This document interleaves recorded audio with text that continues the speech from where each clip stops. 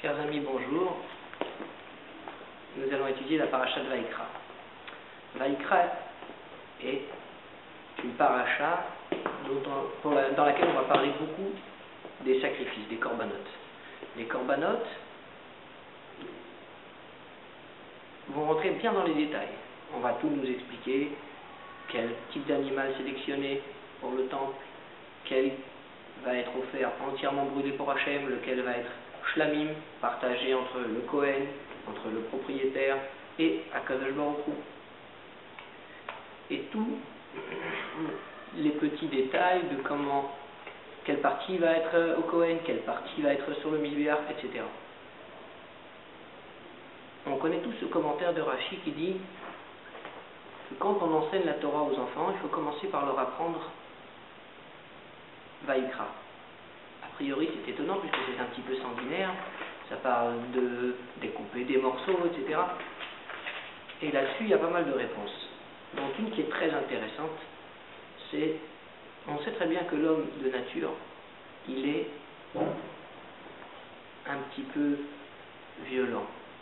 Mais l'apprentissage de la Torah doit nous permettre de canaliser cette violence, doit nous permettre de maîtriser et de la diriger vers quelque chose qu'on aura sélectionné. Et pas qu'elle reste à l'état naturel, et le jour où elle a envie de jaillir, qu'elle jaillisse avec violence, etc. Et cette explication est tout à fait adaptée à la raison pour laquelle Rashi a voulu qu'on commence l'apprentissage des enfants par ce paragraphe. Parce qu'effectivement, on veut réellement leur montrer que tout peut être redirigé vers le bien.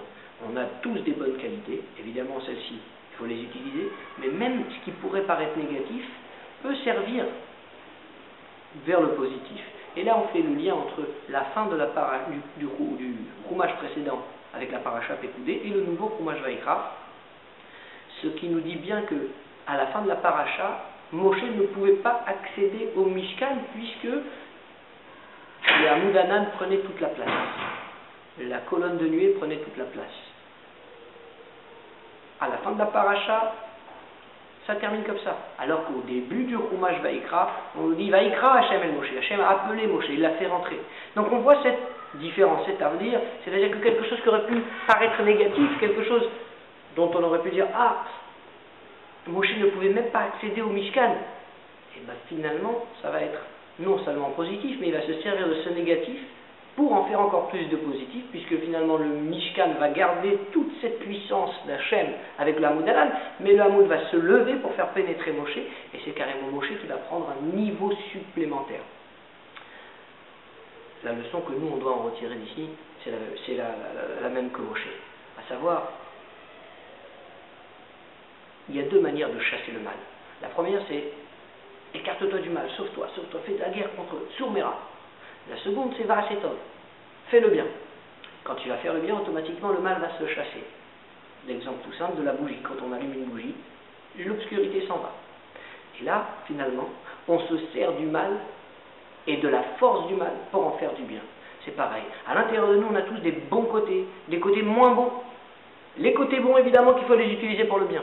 Mais les côtés moins bons, il faut être capable de les transformer, de les rediriger et de faire en sorte que même nos côtés moins bons nous aident à faire le bien et faire en sorte qu'on soit entièrement parfait pour le service d'Hachem.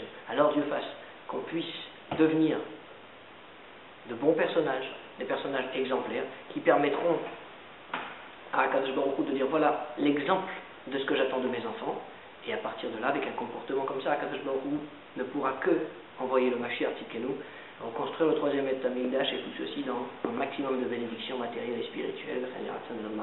Shabbat shalom.